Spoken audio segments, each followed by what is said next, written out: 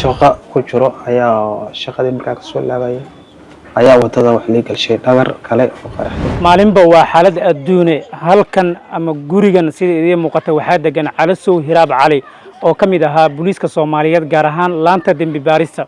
sanadkii la soo dhaafay 2023 ayuu qarax ku haleelay mid ka mid ah degmooyinka magaalada Muqdisho. qaraxaasi xaaladiisa iyo sidoo kale nafsadiisa ay halis badan gelisay iyadoo firir aad u badan qayb ka mid ah jirkiisa uu fariistay. qaar ka mid ah ehelkiisa iyo sidoo kale qaar ka mid ah ciidanka booliiska ayaa u qaaday dalka dibadiisa gaar ahaan dalka Hindiya. dhakhaatiirta waxay u sheegeen in laba qalliin ama laba operation lagu fulin doono. qalliinkii koobaad ayaa noqday mid guuleystay 50% rajadiisa ayaa u soo noqotay. laakiin qalliinkii labaad ayaan u suuro galin sabab la xiriiro dhanka dhaqaalaha. Calasow hadda waxa uu ku sugan yahay gurigan waan u tagi doonaa waan ogaan doonaa xaaladiisa gaarka ah iyo hadda uu u baahan yahay qalliinkii labaad in lagu fuliyo si markaasi uu u noqdo mid taam ah isla mar ahaantaana lixaadkiisa uu u soo noqdo. gudaha ayaan u gali doonaa ee aad la socono. Assalaamu calaykum. Seetahay. aniga magaciisa Calasow Hiraab Cali aldhaa waxaa ka tirsanahay hoggaanka baarista TBCID anoo macnaha shaqo ku jiro ayaa shaqadii markaa ka soo laabaya ayaa wadada wax la galshay dhagar kale oo qaraxay. marka waxaa noqday heerfo dalka wax loogu qaban karaa la dhahay.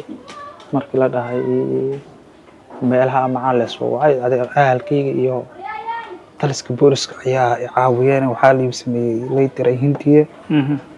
adiga laba dhakhaatiirta waxay laba qalliin lagu sameeyaa oo kala fog hala marka halkii wixii yara watay waxay igu faayeen ay u ekaayeen hal qalliin ka hore oo operation ka horeeyay. jooga la dhahay joog kaliya dha meesha waxaa ku jooga master waa iska soo baxay halkaas ka imaaday. adiga xanuunkiya macna uu soo noqday xanuuna uu soo saaray maahan sidii kale waay soo 60 waa soo fiicnaaday. adiga korkayga tar wixii taabay waa dareemay badi hadda oo soo adiga waxa u baahan kulin bishi ina qalliin kale sameeyo oo caafimaadka wali iga haysa qabiga. marka maxaa la yiraahdaa anan iska bixi karin meeshii waxa isku maalano dib ku jira taas waaye kulay qofkii caawi kara oo markaas uu taakulay kara sida caafimaad heli lahay oo bil aadan anbada dadka Soomaaliyeed muxsiniinta amba taliskiga qof walba oo caawi karta inay caawiso u baahan kulay. adiya Calasow Hiraab Cali sidoo idin sheegay horena aan idin kula wadaagay sanadkii 2023 ayuu dhaawacan soo gaaray ama qaraxan firarkiisa ayaa qayb ka mid ah jirkiisa fariistay. qalliin ayaa lagu sameeyay operationkii koobaad oo ku soo yara fiicnaaday kii labaadna jeebkiisa oo maaragtay u suuro gelin waayay inuu qalliinkii labaad u galo.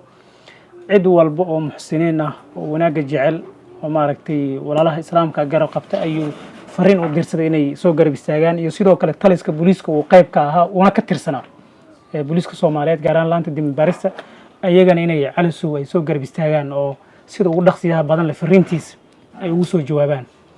intaas markii laga gudbo ka waran ma jirtaa number laga soo xiriiri karo Calasow wato si fiican waa jira 5 20 52 55 numberkaas oo wataa Calasow waxaan rajaynayaa insha Allah muuqaalka xigay inuu noqdo Calasow oo qalliinkii labaad aaday kuna soo guuleysay insha Allah oo caafimaadkiisa 100% oo u soo noqday. Calasow waxaan ku rajaynayaa insha Allah askari qaranku adeegaya heeday waan rajaynayaa inaad caafimaadkaaga insha Allah aad heshid.